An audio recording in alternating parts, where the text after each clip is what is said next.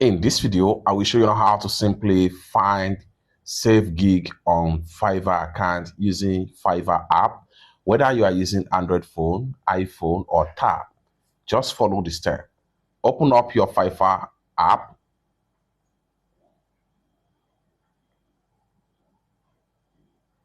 And the next thing you want to do is to go ahead and click on your profile icon from the bottom right here.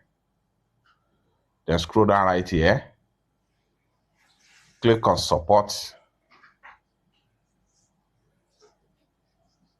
And the next thing you want to do right here is to go ahead and click on this slider.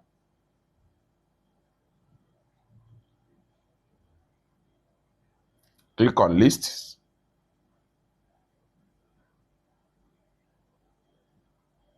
Then go ahead and click on gigs I love.